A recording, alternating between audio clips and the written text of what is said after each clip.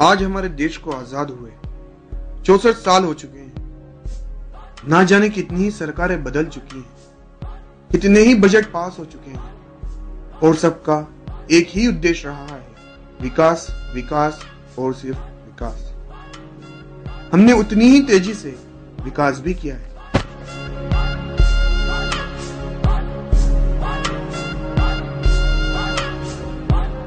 ये जो देश है तेरा, स्वदेश है तेरा, तुझे है पुकारा।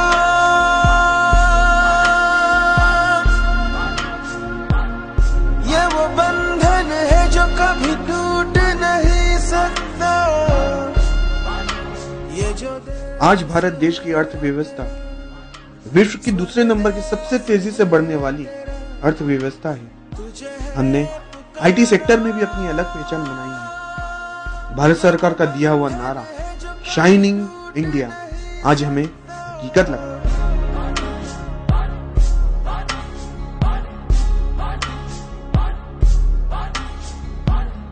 मिट्टी की है जो खुशबू, तू कैसे भुलाएगा। तू चाहे कहीं जाए, तू लौट के आएगा। पर हर सिक्के का दूसरा पहलू भी होता है। जितनी तेजी से हमारे शहर विकसित हुए हैं, उतनी ही तेजी से हमारे गांव पिछड़ते गए हैं। आज भी हमारे गांव के लोगों को एक समय के खाने के लिए जद्दोजहद करनी पड़ती है।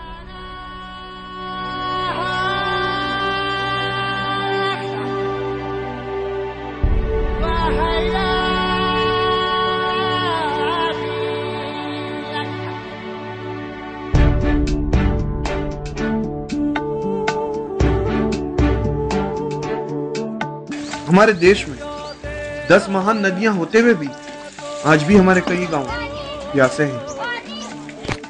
गांव में पानी की भी बहुत कमी है।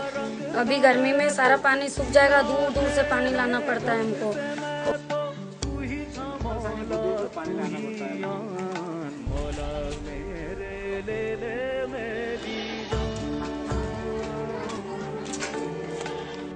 आज भी कई गांवों में लोगों ने सड़कें नहीं देखी।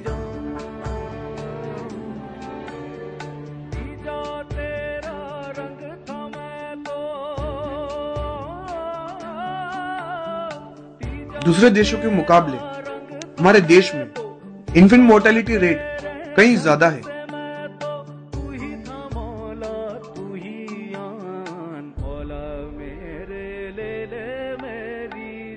डिलीवरी अगर किसी को रात में होने वाली है तो उसकी परेशानी होती है। हमको ले जाते कई बार हमको कई डिलीवरी मतलब गाड़ी में ही हो जाती है।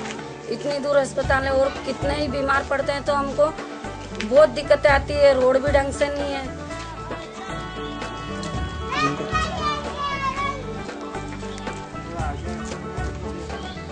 सर कि यहाँ पे कोई अस्पताल है ही नहीं है। बच्चा या बड़ा कोई भी बीमार होता है तो उसको लेके यहाँ से मतलब 3, 4, 5 किलोमीटर तक भागना पड़ता है। जब तक वो शांत हो जाए मर जाए उसका कोई ठिकाना नहीं।